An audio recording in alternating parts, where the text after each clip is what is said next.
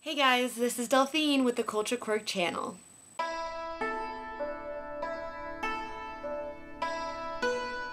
want to start off by addressing the awful disasters that have been going on in Japan, the earthquakes, tsunamis.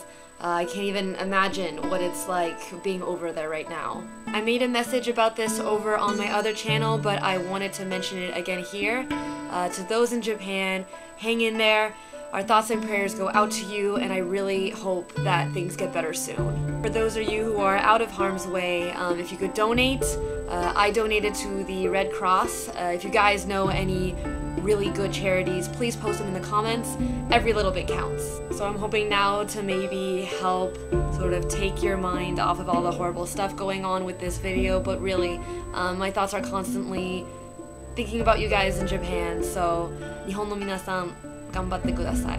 So for this week's video, I'm hoping to give you guys some tips on multitasking by giving you a couple of different ideas for working out and studying Japanese at the same time. Here's one way to do it. Audio. Just listen to Japanese music, Japanese podcasts. If you have a movie in Japanese on your iPod or something, you could listen to that audio. But I'm guessing music is probably most people's choice. So when you do listen to music when you're working out, just make sure it's in Japanese. Easy. Another way would apply more if you're doing floor exercises or lifting weights, and if you have access to a TV or even a computer. While you're working out, just put on a Japanese show or something, and even if you're not paying very much attention to watching it, you'll at least be listening to it.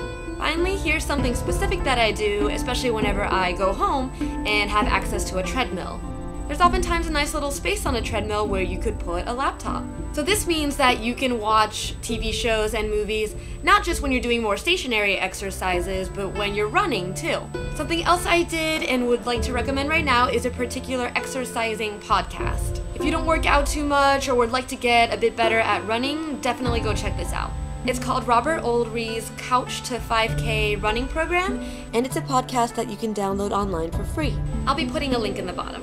The program is great. His voice tells you when to start running, when to stop, how you should be running, how you should be feeling, and he puts in some music in there. The workouts gradually get a little bit harder week by week, and at the end of 9 weeks, you should be able to run 5K. Great program, worked for me, so please go take a look. The only problem with the program is that it's in English. There's a couple of different ways around this. If you find a similar exercising podcast in Japanese, that's awesome. Please post in the comments if you happen to know about anything like that. If not, if you want, you could take note of how much time you should be running, how much time you should be walking, and then follow those instructions instead of listening to the actual podcast and listen to Japanese audio instead. But this can be a huge hassle, especially at the beginning of the program when you're doing a lot more of stopping and starting. What I did for a while at least was this. I listened to the podcast, but at the same time, I put on a Japanese variety show using my laptop and treadmill. And like I mentioned in my last video, variety shows usually have those useful Japanese subtitles. So I would mute the show, listen to the podcast, and try and just follow along with what's going on using the subtitles. So instead of listening practice, this would be reading practice for while you're running. The benefits aren't as good as if you were to listen to the Japanese audio as well, but it's still better than nothing. I usually watched a game show that had a lot of sporty stuff going on to get me more excited for exercising. So there you have it, just a couple of little ideas for inserting some more Japanese into your life and being healthy at the same time.